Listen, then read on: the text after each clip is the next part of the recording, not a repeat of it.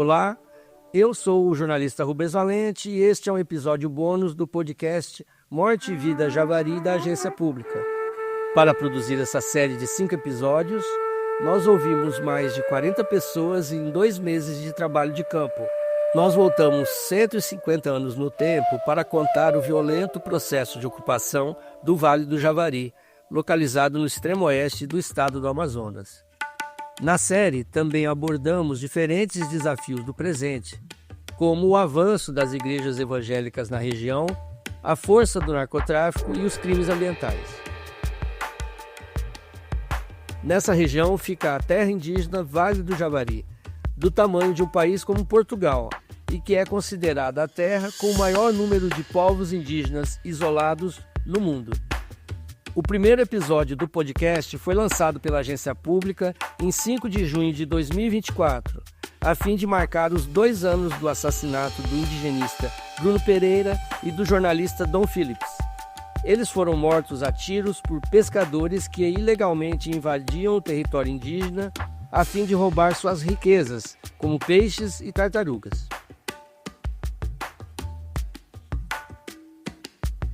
Os assassinatos de Bruno e Dom, que repercutiram em todo o mundo, foram particularmente trágicos e dolorosos para as suas famílias. E por isso, fomos ouvir uma das principais vítimas indiretas do mesmo crime. Beatriz de Almeida Matos, viúva de Bruno Pereira, é uma profunda conhecedora do Vale do Javari. A partir dos anos 2000, ela passou longas temporadas em trabalho de campo permanente nas aldeias da terra indígena Vale do Javari. E foi lá que ela conheceu e depois se casou com Bruno Pereira. Então eu passei a morar lá. E aí comecei a fazer acompanhamento do trabalho dos professores nas aldeias, que era complementar a essa formação dos cursos. E eu fui especificamente para ampliar o trabalho e começar a trabalhar com os Macés. Beatriz é antropóloga, professora do programa de pós-graduação em antropologia da Universidade Federal do Pará, tem mestrado e doutorado em antropologia social pelo programa de pós-graduação em antropologia do Museu Nacional da Universidade Federal do Rio de Janeiro. Ela integra o OPIN, o Observatório dos Direitos Humanos dos Povos Indígenas Isolados e de Recente Contato, que ela ajudou a fundar junto com Bruno Pereira e outros indigenistas. Em janeiro de 2023, Beatriz Matos assumiu a direção do Departamento de Povos Indígenas Isolados e de Recente Contato do Ministério dos Povos Indígenas em Brasília.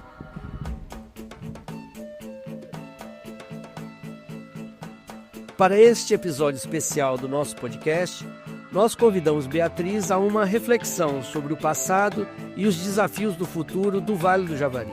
O futuro do Javari depende muito do futuro da Amazônia, né?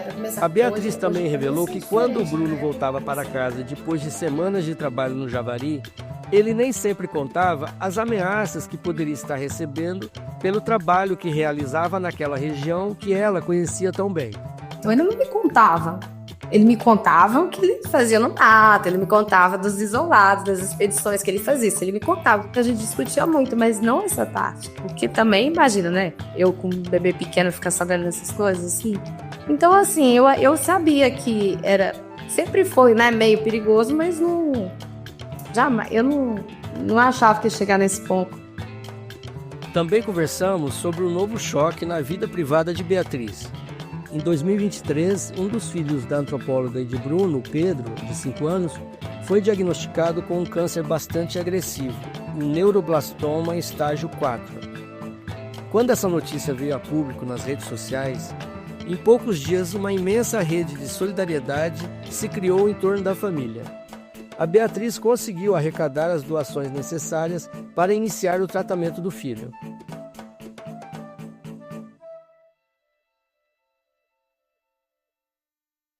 Qual a realidade você encontrou lá no Javari? Como era a situação social, em termos de invasão? Pois é, não era assim, era gravíssimo, porque lá, primeiro, tinha essa questão da doença, né, da hepatite. Já teve uma polêmica relativa à saúde lá com a hepatite, na época ainda era a Funasa, né? Então, e o atendimento era terrível, horrível. Assim, eram pessoas muito despreparadas, não por culpa delas, né? Pessoas que não tinham formação, eram técnicos de enfermagem, às vezes nem isso.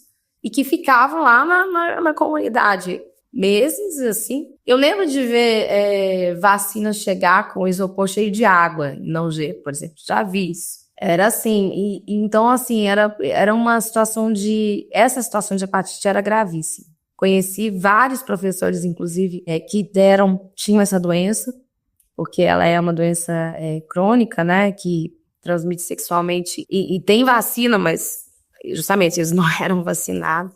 E muitos que eu conheci faleceram, conheci vários jovens, e teve uma época, acho que foi bem 2008, 2009, que teve um boom, assim, que foi 2007, 2008, 2009, justamente na época que eu estava fazendo mestrado, começando doutorado, teve, assim, muitos jovens que faleceram. E tinha aquela hepatite delta que associava a outra, e aí era uma morte muito, assim, rápida e terrível, assim, vomitando, sei lá, hemorragia, horrível, assim, mortes horríveis. E casos também das pessoas serem removidas para Manaus e ficar...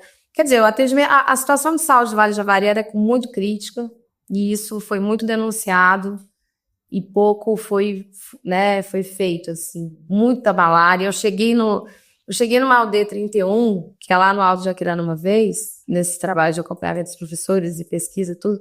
Eu cheguei, a aldeia tinha cerca de 300 pessoas, tinha 250 com malária. Era uma situação caótica da saúde.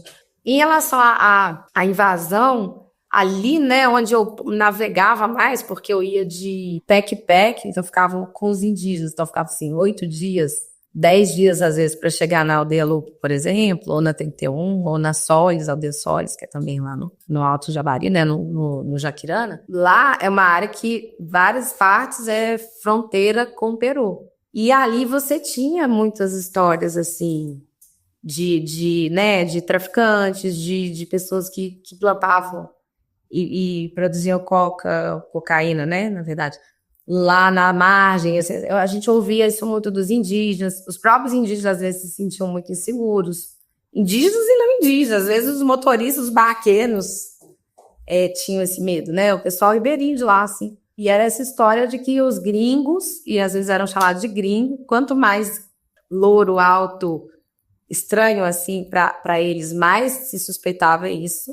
E isso, às vezes, pelava a cara, assim, o rosto, tirava o rosto para mudar de pele. Sempre essa ideia de que a energia vital deles vai ser usada para rejuvenescimento, ou lucro, ou algo assim dos brancos. E era uma figura temida, assim, quase mitológico, assim, essa figura, né, do saca-cara. Porque, justamente, alguns marxistas acharam que eu poderia ser algo nesse sentido, porque eu cheguei lá sozinha, eu não era da CESAI, né, na época, FUNASA, eu não trabalhava especificamente com saúde, eles não conheciam esse trabalho com escola. Depois, isso foi superado, mas sempre essa história, né? Assim, o que essa pessoa, que não é uma pessoa que é da saúde propriamente dita, tá fazendo aqui, o que ela quer, o que ela ganha, por que ela não tem parente? Por que ela tá sozinha? Não tem filho, não tem marido, não tem pai, não tem mãe, né? Aí isso, eu fiquei voltando, né? Eles foram vendo. Nesse contato seu com as comunidades indígenas, o que sobressaía em termos de ocupação do território? No nosso podcast, nós mostramos a violência, né, que cerca o território. Essa era uma marca nesses processos? Era a violência? Sim, assim, falar dos Macés, que eu conheci mais assim, profundamente as histórias, né? Eles contavam muitas histórias de conflito com o exército, tanto brasileiro quanto peruano. Eles contam histórias de bombas, né?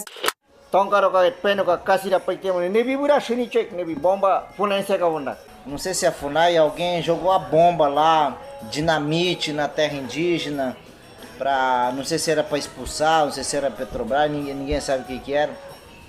E aí teve uma época que todos os animais estavam muito magro, né? Muito magro, tava doente, todos os animais estavam doentes, a terra estava doente, o animal estava doente, porque alguém tinha jogado a bomba aí nessas regiões. E os indígenas ficavam com medo, assim, crianças choravam? Da explosão, como que é? Nós ficamos doentes, todo mundo estava doente. Tosse, gripe, fraqueza. Não tinha Tá não dá força. certo. Brinque E aí todo tempo ficava debaixo do sol pra ver se esquentava. Tinha um pra bomba- recuperar não, o sol. bora- Todo bomba mundo cegaram ficava com- doente. bomba Depois que cegaram. eles jogaram a bomba, todo mundo ficou doente. Eles contam, por exemplo, de tocar, né, fazer tocar, cercar os soldados peruanos e tomar até a metralhadora deles e depois usar contra eles. Você já ouviu essas histórias assim, muitas. É história de violência desde sempre, né? No podcast a gente falou da expedição do Almirante Tefé. Como é que você vê esse fato que caiu no esquecimento e como ele é até hoje considerado um herói militar? O Brasil deveria rediscutir esse papel dele, deveria analisar esse episódio. O Brasil devia discutir o papel dos indígenas da fronteira, justamente, né? Porque o trabalho dos Matsés, vamos dizer assim, de estar ali e garantir ali, né, o território deles mesmos, por exemplo, é um trabalho de proteção. Então, por exemplo, muitas vezes os Matsés barram os traficantes peruanos, a gente estava falando disso, né? Como é que eles... Peruanos não, que vem, nem sei se é peruano, mas que vem, né, que vem de fora, nessa perspectiva de proteger o próprio território, mas assim, muito agora que a terra é demarcada, né, muito de proteger a terra, assim, eles têm essa concepção ali desde sempre, né, eles têm essa internalizada, assim, esse pessoal lá do Caixuma, ou aqui, tudo, eles têm se internalizado, a gente precisa proteger nossa terra dos invasores, essa ideia de proteger a terra, assim, né, o Brasil tem aquela fronteira por causa deles, assim, entende, né, senão não seria Brasil aqui. Mas é isso, a história do Barão é a história de todos os nossos heróis que estão aí, né, em estátuas de bronze nos cavalos. O Barão de Tefé foi um almirante da Marinha. Seu nome é Antônio Luiz von Honrotz, um homem branco cuja família veio da Europa, retratado em pinturas da época como alto, de ombros largos, barba cheia e uma expressão facial dura, típica das representações desse tipo de figura durante o período do Império Brasileiro.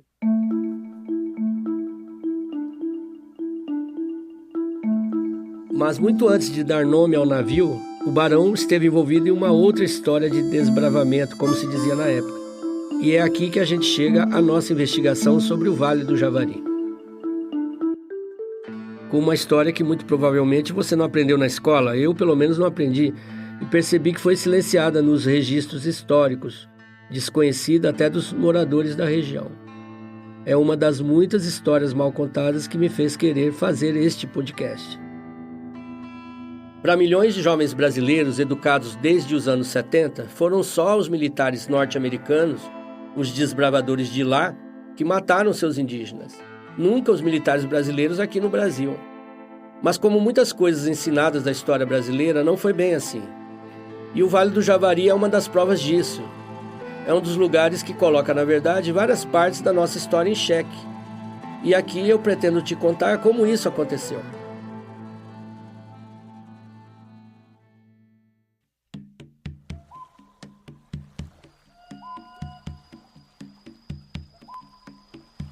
Um século antes de virar nome do navio da ditadura, o Barão de Tefé estava justamente no Vale do Javari. Ele chefiava uma expedição no maior rio da região. No caminho, encontraria a tenaz resistência de um povo indígena. Quando eu cheguei, eram poucos jovens ainda que estavam na cidade, trabalhando na cidade, tinha alguns que passaram a vida toda lá e tal, mas agora é bem... Por exemplo, os matis quase não... Tinham poucos matis na cidade, na época, né? Agora tem muito mais. Matsés também, né? Maioruna também, assim. A gente vê que é muito mais essa ocupação indígena da cidade, ali de Atalaia, mas de outras cidades também, né? Isso eu acho que é uma grande mudança, assim. Então, o aumento da presença indígena das zonas urbanas da região, o que isso acarreta? Então, a gente, assim, tem que pensar também um pouco a causa, né? Porque justamente eu estava falando desses projetos de educação escolar indígena. Na verdade, muito do objetivo era fortalecer a formação dos indígenas nas próprias aldeias para justamente isso não acontecer. Porque quanto mais recursos eles têm, ou possibilidades, mais inclusive as gerações mais velhas às vezes ressentem isso, mas ao mesmo tempo elas querem mandar os filhos para a cidade para estudar, para conseguirem opções melhores, assim, de recursos mesmo, né? É difícil para os indígenas ficarem sem assistência médica das aldeias, sem uma educação bacana, de qualidade. E fica aquela promessa que na cidade tem. E muitas vezes não tem, muitas vezes as crianças são levadas cedo, elas ficam em situações precárias em Atalaia do Norte, por exemplo, ou em Tabatinga, ou em Manaus, às vezes, e sofrem muito, né? E sem assistência nenhuma. E as escolas também são péssimas, não são boas escolas. E às vezes eles têm que trabalhar na casa, então tinha muito isso, né? Os jovens ou crianças vão trabalhar na casa de alguém ali e essa pessoa dá material escolar, então às vezes nem é remunerado direito, sabe? Isso é muito comum, né? No Brasil inteiro. E aí entra essa questão da assistência que os missionários dão para esses jovens. Então, o que acontece, por exemplo? Muitos se convertem, né, à igreja específica porque tá ali, né, com pessoas que dão apoio de verdade, né, acabam fornecendo material escolar, apoio escolar extra, alimentação, como se trata no podcast, atividade física. Josaia disse que teve a ideia de organizar as corridas diárias como uma forma de oferecer uma coisa melhor aos jovens de Atalaia, melhor do que drogas, por exemplo. Isso o aproximou da juventude. Eu estou tentando, eu comecei... Como é esse projeto da corrida, né? Não, eu nem pensei isso não, eu só comecei com meus filhos, porque preciso uma coisa física para eles, né? Então eu comecei só com meus 3 filhos, correndo, levezinho, cada dia, e depois eu abri a porta, tava mais crianças aqui, e aí podemos correr contigo? Sim, pode. E depois mais crianças, mas até chegou mais de 100, e só para correr. Então, não tem nada, então eu estou correndo com eles, treinando eles, eu já levei eles para Tabatinga para correr lá, para Letícia, uma vez algumas, só pouco para Manaus, só para abre esse mente deles e Deus abre mais portas. Então é isso que o Estado devia fornecer, né, para qualquer jovem que está sendo educado, mas sobretudo na educação escolar indígena. Deveria que essa oportunidade tinha que acontecer nas aldeias, próximo das suas famílias, podendo viver e viver as outras coisas que tem que se viver, né? Quando você é um jovem indígena, por exemplo, rituais que têm que ser feitos.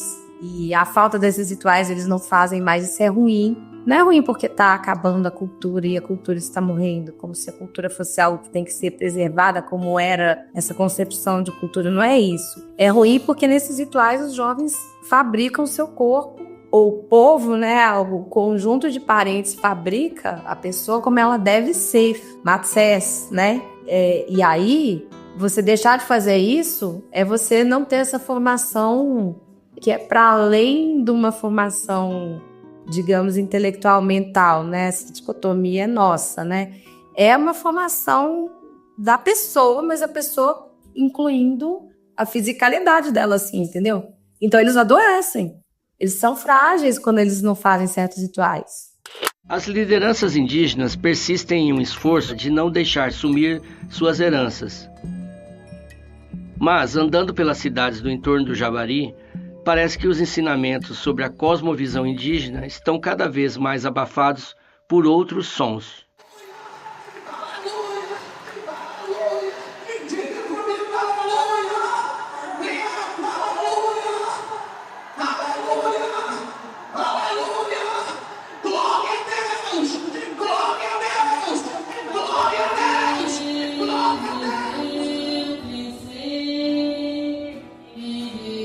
O som dos cultos e pregações bíblicas preenche as noites da cidade de Atalaia do Norte. São igrejas lutando entre si para aumentar o número de fiéis. A informação de que algumas aldeias estão esvaziando é fato? Eu acredito que sim, né? Sempre vai ter. Eu vejo muitos jovens falando isso, assim, até em outros lugares, né? A questão é ter para onde voltar, né? Não é bem que o indígena tem que ficar na... Mas ele ter aquele lugar para onde voltar, em vários sentidos, né? Não só a terra propriamente dita, a aldeia propriamente dita, mas ter aquele lugar de ancestralidade que ele pode voltar para ela, né? Isso inclui a aldeia, né? Inclui os rituais, inclui a família, inclui o povo, né? E a terra, que a terra é o povo, assim, né? O que faz o povo indígena é a terra e vice-versa, aquela terra, né? Então, por exemplo, né? Tem que fazer os rituais ali, tem que ter a relação com as plantas, tem que ter a relação com os animais, tem que aprender a caçar, mas a caçar não é só uma atividade que você vai conseguir alimentos, só isso. Caçar é toda uma relação com os espíritos dos animais, que são fundantes para você também. Essas coisas, né? Tatuagem, rapé, tudo que eles estão construindo naquele corpo, vamos dizer assim, Matsés, né? Especificamente, ele está construindo um corpo que é nessa convivência com os parentes que se dá. Então, você está tirando os jovens disso. Isso é ruim. Eles poderiam ter educação escolar de qualidade sem se privar disso. Eles podiam ter as duas coisas. É isso que é o ideal da educação escolar indígena, né? Deveria ter os dois, assim, né? Bilíngue, diferenciado. Não precisava ter que abrir mão disso para poder ser educado, para poder ter uma profissão. Eu quero ir para a universidade. Massa! Eu quero ser advogado. Incrível! Bacana! Você não precisa sofrer uma série de violências, ficar privado de ver sua família, sofrer preconceito pra caramba na cidade, passar fome, trabalhar para os outros de graça. Você pode ser um advogado sem ter que passar por isso, né? Esse é o ideal, né? Entende? Então, é ser legal voltar. Você ter essa terra lá com a sua avó, com o seu avô, e você querer ter a sua roça também, sabe? Eu sou advogada, mas eu quero ir em roça lá na minha terra, para depois levar meus filhos. Eu acho que é isso, assim. E eu conheço jovens que voltaram, que estudaram, passaram anos na cidade, depois voltaram. Hoje eles são a minoria, esses que voltam? Talvez a gente tenha que ver o que esses que estão indo vão, mas aí que tá.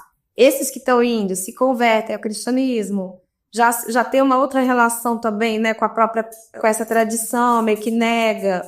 E aí já perde o interesse dar essa volta, né? Eu vejo esse esvaziamento assim, que eu acho que é no que é ruim para eles. O ruim para eles não é estudar, ou se formar, ou advogar, ou ser médico, ou ser dentista, sei lá o que eles querem ser, né? Antropólogos, né? Tem vários indígenas antropólogos e tal. O problema não é isso. Não é o cara ser obrigado a morar na aldeia. Ele mora onde ele quiser. Mas é ter a aldeia para ele voltar, né? Acho que essa é a questão. Né? A pressão, principalmente evangélica, tem crescido no Vale do Javari? Sim, sem dúvida. Sempre teve, mas tem. Não, é isso. A gente via a olhos vistos, né? Assim, denominações...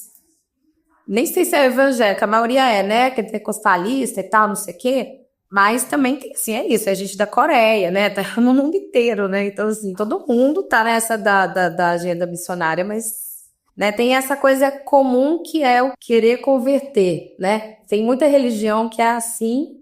A indígena, por exemplo, não é. Não quer ficar convertendo você. Toma aqui ayahuasca, não sei o quê. É assim. Toma aqui o rapé, ó. Vai lá falar com os espíritos dos animais. Não, eles deixam você na sua, né? E essas religiões têm isso, de querer transformar o outro naquilo que você é, né? E aí isso é violento, né? Isso é a colonização. Uma coisa que os missionários fazem, muitos deles, a primeira coisa, eles se instalam na aldeia e tal, né? Começa a trabalhar com a alfabetização e visando que eles consigam traduzir a Bíblia para a língua deles, ou ler a Bíblia, né? Então, trabalha com a alfabetização, a primeira coisa que começa a fazer é isso, é tirar os jovens desses rituais que eu mencionei.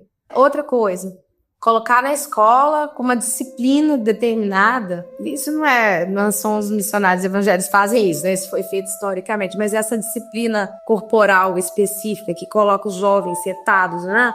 Também os retira desses processos que eles deveriam estar vivendo para serem pessoas inteiras, digamos assim, do ponto de vista Matsés, do que é uma pessoa inteira, por exemplo. E, além disso, eles começam a introduzir relações monetárias. Vender coisa. Porque o cara tem que ter seu trabalho, seu dinheiro e comprar. Nada pode ser dado. Começa a dar primeiro, né? Depois corta e fala assim, não, aí tem uma vendinha. Tem vários estudos antropológicos sobre isso, né?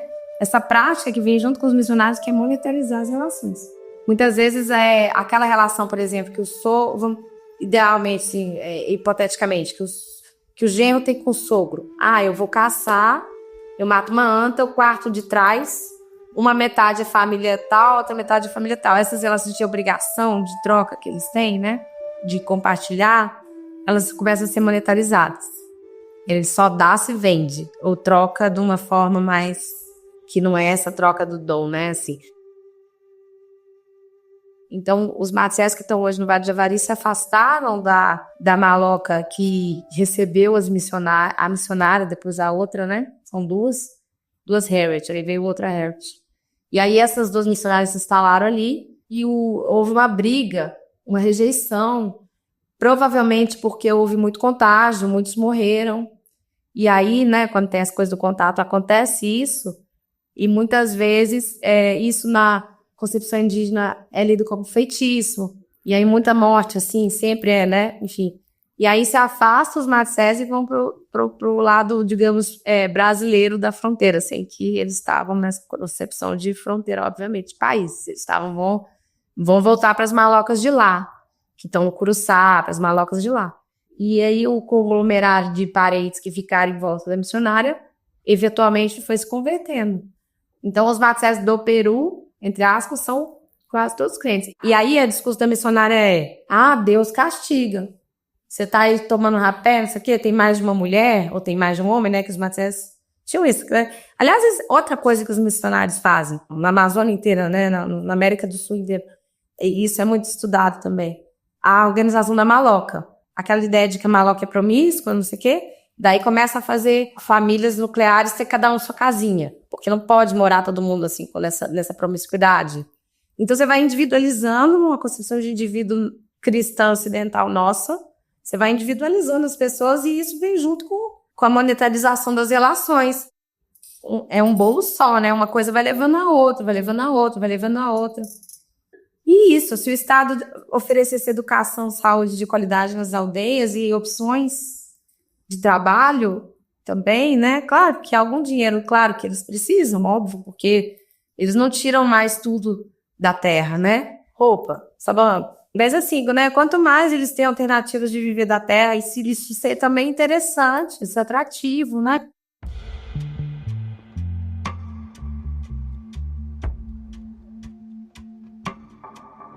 E a gente, é isso, a gente não tem recurso, na verdade, né? Agora que eu estou trabalhando dentro no Executivo Federal, eu tô vendo, né? Que orçamento que você tem para fazer as coisas, né? Você precisa de parcerias com organizações não governamentais, por exemplo, mas elas também têm suas próprias agendas. E tem alguns projetos, assim, pontuais, mas é muito desigual também, né? Por exemplo, as comunidades ribeirinhas lá que estão todas envolvidas com crimes, né? Essas comunidades, se você vai fazer um projeto de pirarucu é algo bem rentável, por exemplo, né? Você consegue vender bem, assim, né? E ganhar dinheiro. Não chega perto do financiamento do tráfico. Então, o risco de você trabalhar vendendo droga, sei lá, transportando, produzindo, sei lá, vendendo cocaína, transportando ou produzindo, o lucro paga o risco. Entendeu? Então, muitas vezes a gente tem que pensar na perspectiva de aumentar o risco, que é proteger a terra. Se tá fácil, né? Agora, combater o lucro do tráfico, você precisa de muito dinheiro. Tinha que ter muito dinheiro investido nisso. Né? Os jovens tinham que ganhar bem para fazer o que eles fazem. E o Estado não tem isso, não tem condições. Ou não é prioritário, né? Tem outros setores do Estado que tem muito investimento, muito dinheiro. Qual o futuro do Javari, da sua visão? O que vai acontecer? Não, eu acho primeiro que eles são extremamente resilientes, obviamente, né? Ou seja, eu acho que o futuro do Javari depende muito do futuro da Amazônia, né? Para começar, porque hoje também isso é diferente, né? Na época que eu comecei a trabalhar lá, 20 anos atrás, a gente não tinha essa perspectiva de fim da Amazônia concreta, né? Assim, a Amazônia vai acabar. Isso está virando algo possível da gente ver na nossa existência, né? Isso é muito terrível. Então, assim, a seca é cada vez maior, cada vez mais cedo, cada vez mais severa. Isso todos os indígenas lá falam. Cada ano a seca piora. Primeiro é isso, né? Pode chegar num ponto de não retorno que mesmo um lugar como o Javari, que ainda tem muita floresta, não se sustentar mais. Não sei, né? Tem que perguntar para os estudiosos, né? Eu acredito que eles estão falando mesmo, né? E o que os indígenas estão falando, né? Eles temem isso, secar, né? Que a história do sertão vai virar mar, o mar vai virar sertão, né? Floresta vai virar deserto, né? O deserto não vai virar floresta, né? Mas é isso, né? Enquanto tiver esses rituais, enquanto tiver gente que, de fato, para existir, ter essa relação com aquele lugar, vai ter aquele lugar. O que faz esses lugares não é se cercar e conservar, é ter gente plantando aquilo, né? A Amazônia como um todo, mas o Javari como um todo. E esses povos são muito resilientes, é isso, assim, Eles estão lá antes da gente chegar e eles continuam. Mas eu acho que é claro que é preocupante, né? Assim, o futuro do Javari. Mas isso, ao mesmo tempo, os indígenas estão na cidade, estão, né, estão aqui no ministério, estão aqui e estão lutando para que as suas terras permaneçam, né? Então, o futuro do Javari depende do que todo mundo vai fazer disso, né?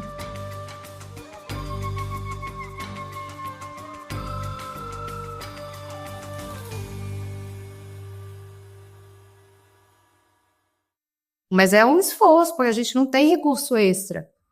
O IBAMA segura, assim, muito, né? O céu com a mão, como diz o Copenal. Agora fizeram uma operação lá no Javari, que só não foi maior que a Operação Corubo, que foi feita em articulação com o Bruno na época, né? A Operação Corubo foi uma ação interagências que destruiu mais de 50 balsas usadas para o garimpo ilegal. Elas operavam nos rios Jutaí, Curuena e Mutum.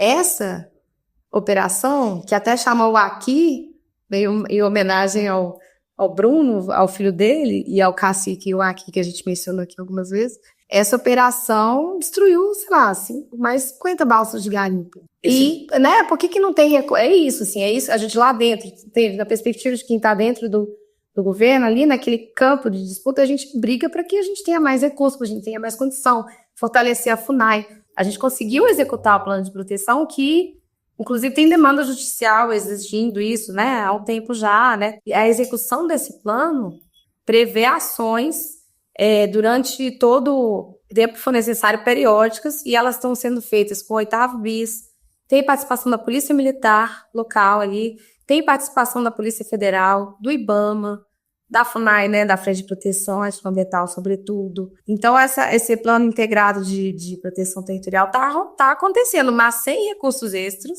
com as pessoas e com os recursos que a gente tem hoje. Não foi designado um crédito, um dinheiro extraordinário, né, para isso.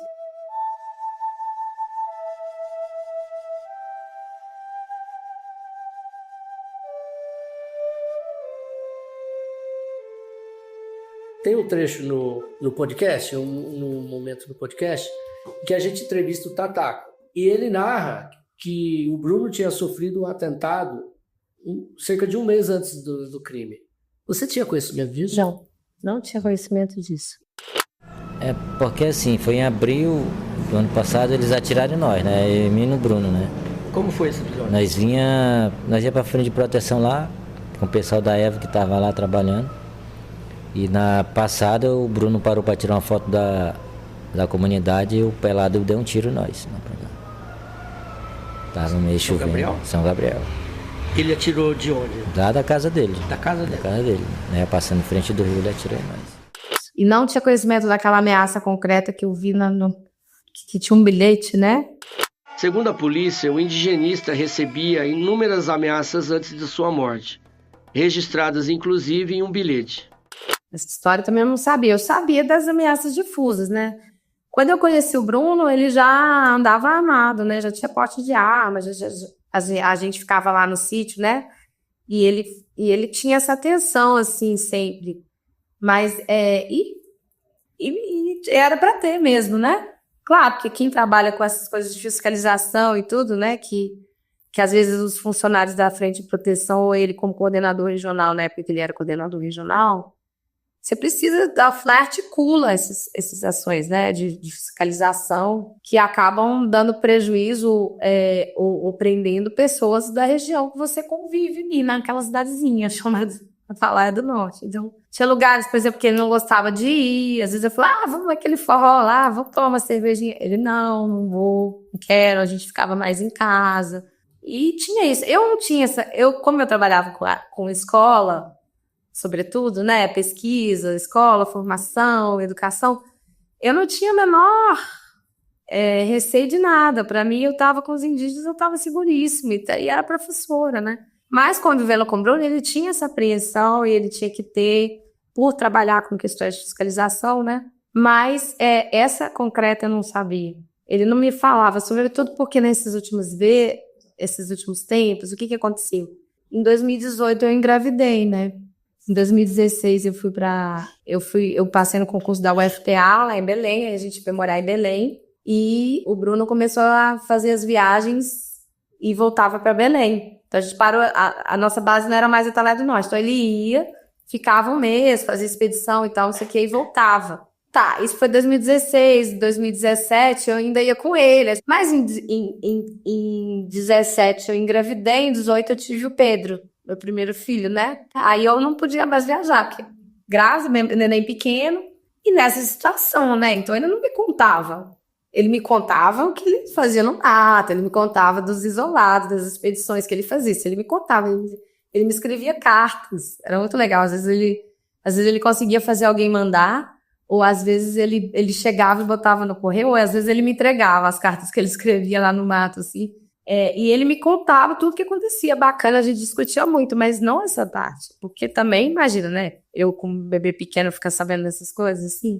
Então, assim, eu sabia que sempre foi, né, meio perigoso, mas não achava que ia chegar nesse ponto, e realmente, outra coisa também, 2019, né, que aí eu tava grávida do Luiz já, e eu tava numa aldeia Coruba, porque eu tava fazendo um trabalho lá, para o Museu do Índio, na época, né, da FUNAI, e eu estava na aldeia Coruba e mataram o Maxiel em Tabatinga. O Maxiel Pereira dos Santos foi assassinado a tiros por motoqueiros em 6 de setembro de 2019, numa rua de Tabatinga, vizinha da terra indígena Vale do Javari. Ele trabalhava na FUNAI e participou de diversas ações, inclusive ao lado do Bruno Pereira, para a repressão aos crimes ambientais na terra indígena. Nós falamos mais sobre esse crime no episódio 5 deste podcast. Isso já era 2019. Quer dizer, foi justamente quando a coisa começou a degringolar, de verdade. Porque aí foi o esvaziamento da política ambiental, né? Da FUNAI. Aí começou quem, né, começou a coordenar a FUNAI, o missionário lá na CEGIRC, o Xavier na presidência da FUNAI, né? Enfim, aí você conhece a história. Então foi começando a ter esse esvaziamento todo da política ambiental, e a coisa aí você vê uma piora mesmo, eu acho, eu não consigo, por isso que eu não consigo, essa ideia de que, pouco mudou. Gente, se o Bolsonaro tivesse ganhado, eu não tava no Brasil. Isso eu tô falando que o pessoal da Anistia Internacional foi lá em casa, em Belém, e falou assim, você tem passaporte? Tem. Seus filhos têm passaporte? Não. Tira. Só bom. Entendeu? Porque eu ia... Entendeu? Era outro mundo, gente, assim. Então, assim, pelo amor de Deus. Então, assim, a gente sabe o que aconteceu a parte desse esvaziamento da política de proteção territorial das terras indígenas, ambiental, tudo zero, né? E é isso, assim. Então, a coisa foi degringolando. Então, teve esse episódio que eu tava grávida de, sei lá, 6 meses, não lembro, que foi em setembro de 2019, né? O Luiz nasceu em janeiro de 2020. E eu tava bem gravidona e mataram. Eu encontrei com o Maxiel na base, subindo. Ele era amigo nosso, né? E aí eu fui pra aldeia e tava escutando no rádio. Aí você já fala assim, né? Claro, já morreu outros funcionários da FUNAI lá por outras questões, mas assim, dessa forma, e tinha essas histórias que eles já estavam fazendo, dando tiro na base, né? Eu sabia dessas coisas, mas aí, você entendeu? Teve uma escalada que, pra mim, a coroação, óbvio, foi esse assassinato do Bruno e do Dom, entendeu? Já são 7 dias de busca e ninguém tem ideia de onde estão Bruno Pereira e Dom Phillips. O indigenista Bruno Araújo Pereira e o jornalista inglês Dom Phillips, correspondente do jornal The Guardian, estão desaparecidos desde ontem no Vale do Javari, no Amazonas. O indigenista e o jornalista inglês Dom Phillips estão desaparecidos há 4 dias. Então, assim, eu não imaginava isso, mas ao mesmo tempo, como que a violência que eles sofreram é a mesma que atingiu os Corubo, né? Fizeram isso com os Corubo, né? Mataram, enterraram. Então você tem essa violência que foi uma audácia muito grande você fazer essa violência contra um agente do Estado em repórter em inglês. É isso, eles tinham que ter um pouquinho mais de medo de fazer isso, né? Das consequências. A mentalidade era agora é festa. Você pode fazer o que a gente quiser.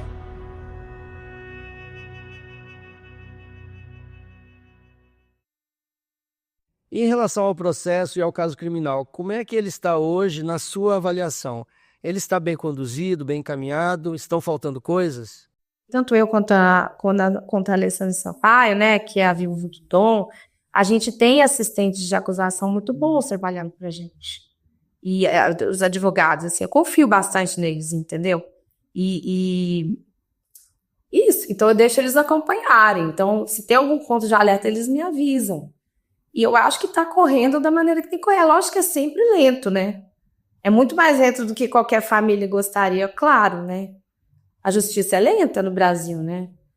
Mas eu não sei, assim, eu soube também que eles já associaram.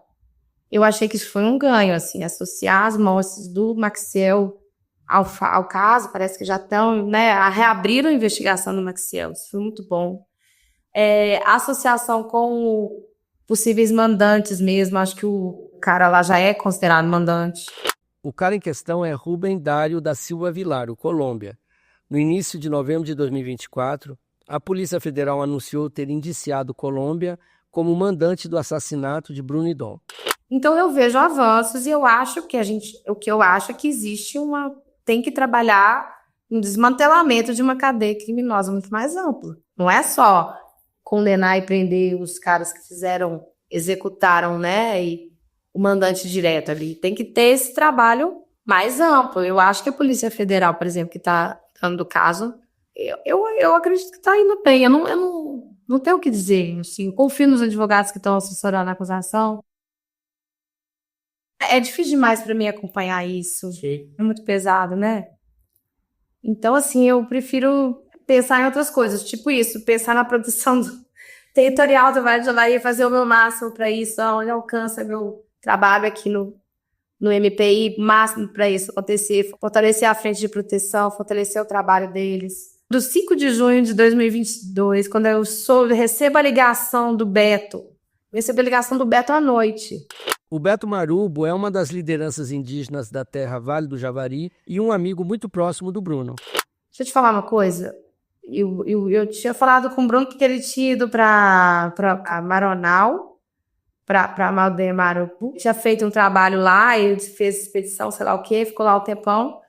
E aí ele voltou, me ligou, falou, eu só vou ali subir com o Dom, fazendo não sei o quê, e volto. Mas a gente falou trivialidades, e aí ele voltou. Aí o Beto me liga.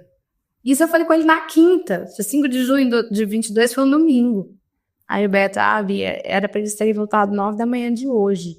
E aí era noite já, né? Eu falei assim, eu lembro, eles não voltaram. E a gente já foi e voltou. Aí não lembro se era 2 ou 3 vezes, que o Univaja já tinha refeito o percurso deles algumas vezes já, antes de ir. E não achamos nada. Eu falei, nem a canoa, né, a voadeira, nada. Barco, nada. Eu fiquei, gente, será que eles... Mas a coisa é tão doida no Javari que eu realmente acreditava que eles podiam estar alagados, assim, né, e foram procurar porque ali é tudo muito alagado. Então, até se achar uma terra firme, você tem que nadar ou andar ali nas árvores. Vai que eles afundaram a canoa, então... Ou vai até que eles sofreram alguma coisa, tipo uma emboscada, mas ele... E o Bruno era tão forte, né? Eu achava mesmo, assim, ele pode ter até tomado um tiro, mesmo assim tá vivo. Em algum canto aí, vão procurar. E quando eu fiz aquela entrevista pro Fantástico, eu fui com essa cabeça, eu vou falar assim, parem de falar que eles já morreram, porque eles estão vivos e é pra procurar, entendeu? Porque meu pânico era...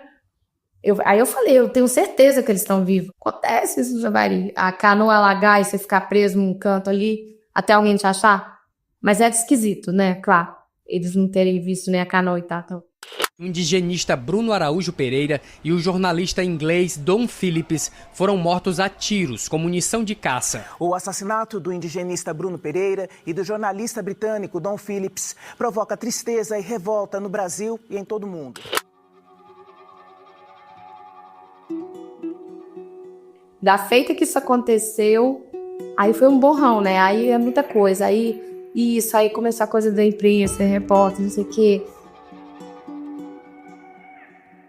Você tem quantos filhos? 2. Qual a idade? O Pedro aqui tá com 6 e o Luiz Vissá tá com 4, que é o nome Coruba. Ele foi diagnosticado logo depois do aniversário dele, que é 12 de julho. E o primeiro dia de quimioterapia dele foi 15 de agosto, que é o dia do aniversário do Bruno. muito difícil, né? Um tratamento muito pesado, assim, muitas etapas, muito difícil. Mas, estando ele em remissão, tá tudo ótimo, entendeu? Mas a gente passou por muita coisa, né? Ele fez químio, depois ele fez cirurgia, depois ele fez transplante de medula óssea, depois ele fez radioterapia, agora ele tá fazendo imunoterapia. Aí no dia do aniversário do Bruno, eu tava no hospital com meu filho, tomando a primeira quimioterapia dele, assim, imagina. Naquele dia, era um bicho de 7 cabeças, meu filhinho vai fazer quimioterapia, isso pra mim era um terror e pânico, assim. Só que depois, ele foi fazendo várias outras coisas, né? E aí, no dia 15 de agosto do ano passado, eu tava no Hospital da Criança de Brasília e Pedro tava no seu primeiro dia da sua quimioterapia. Eu e ele, né? E eu pensava, no aniversário, eu pensava, nossa. E uma coisa que eu pensava assim, eu não acredito que ele vai ter que passar por isso sem o pai dele, né? Muito cruel isso.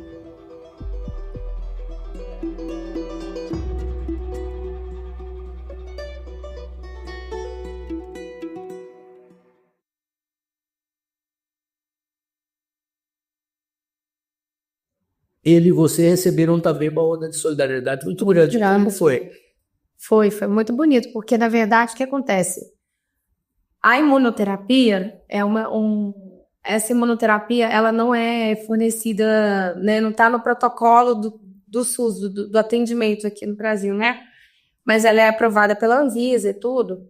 E o que as famílias fazem? Todas as famílias de crianças que têm neuroblastoma estágio 4, né, que é o câncer e o caso do Pedro, elas fazem uma campanha. Por quê? Porque ou você demanda para o SUS e tem que judicializar porque é negado, ou você demanda para o plano e tem que judicializar porque é negado. E muitas vezes você tem que comprar. E é um medicamento que custa o ciclo todo para uma idade igual a do Pedro, que é a idade mais ou menos que a maioria das crianças faz o tratamento, porque é até 5 anos que ela manifesta e tal, enfim, é um pouco mais de 2 milhões de reais, né? E aí, você vai fazendo a quimioterapia e em algum momento você vai ter que fazer a imuno depois. O prognóstico é muito ruim só com a quimio. Aí melhorou bastante com o transplante de medula, mas com a imunoterapia melhorou muito. Não significa cura, mas significa um prognóstico muito melhor. Quer dizer, a chance de você morrer em 5 anos de neuroblastoma com a imunoterapia é muito menor do que sem imunoterapia. Significativamente menor, importantemente menor. E você tem a coisa do prazo, você não pode ficar muito tempo sem a químio, que o câncer volta. E aí você não pode também ficar dando muita químio, porque o corpo não aguenta, né? O químio E aí você vai fazer terapias alternativas para segurar a recidivo, para não ter recidivo, para o câncer não voltar, né? Você vai segurando. A imunoterapia entra aí, é uma manutenção. E aí as famílias têm que entrar na justiça. Aí muitas vezes você entra na justiça, demora. Aí quando a imunoterapia consegue, a imunoterapia, a criança já está tomada pelo câncer. Então, todas as famílias fazem uma campanha, seja para pagar os advogados, seja para pagar o próprio medicamento. Às vezes compra uma dose, dá a primeira dose e tenta a segunda, que é um mês depois que tem que fazer, né? São ciclos mensais, né? No caso do Pedro, por exemplo, 5 ciclos. E aí eu fiz a mesma coisa, né? Vou ganhar um dinheirinho aqui porque a gente, né? Assim, para comprar a dose caso eu não tenha ela na hora certa. A primeira dose, eu jamais imaginei que eu ia conseguir em 3, 4 dias 2 milhões. Foi um negócio alucinante, assim. E eu fiz isso meio que preventivamente, como toda família faz, para poder garantir, se a justiça não me der ali no prazo, eu posso comprar as primeiras doses. De repente eu consegui o tratamento inteiro. E foi incrível. E você tem recebido agora notícias positivas, então, sobre o Pedro, é isso? Qual é o prognóstico hoje? Ele tá ótimo, super bem, saudável e tá em remissão. Eu tive a sorte de ter essa sensibilidade de todo mundo que, né, pensar, imagina, nossa, o pai morreu dessa maneira e esse menino vai enfrentar esse câncer sozinho, assim, né, assim, sozinho não, sem o pai, né. Enfim, é muito duro, assim. Eu acho que isso sensibilizou muitas pessoas e sensibilizou muito por causa do entendimento, assim, que o Bruno foi uma pessoa... É isso, né? Até falaram isso algumas pessoas, assim, que ele tava cuidando de todo mundo, né? quando você cuida de uma proteção de uma terra indígena, né? O que você está cuidando, na verdade, do futuro de todas as crianças, né? Obrigado a você que nos acompanhou até aqui. Os demais episódios dessa série estão disponíveis em todos os tocadores de podcast e também no YouTube da Agência Pública. Se você puder, compartilhe com um amigo, uma amiga, alguém que você acha que vai se interessar. Se estiver nos ouvindo no Spotify ou na Apple, dê 5 estrelas, ou deixe o seu comentário. Vamos adorar saber o que você achou dessa série. Na pesquisa, concepção, roteiros e apresentação, temos os trabalhos de Rubens Valente. Revisão de roteiro, produção e arquivo por Clarissa Levi e Estela Diogo. Na edição de som, mixagem e composição de trilha-tema, trabalho de Ricardo Terto. A ideia original e a coordenação geral é de Tiago Domenici. Essa é uma produção da Agência Pública de Jornalismo Investigativo. Continue acompanhando os nossos trabalhos. Um abraço, até a próxima.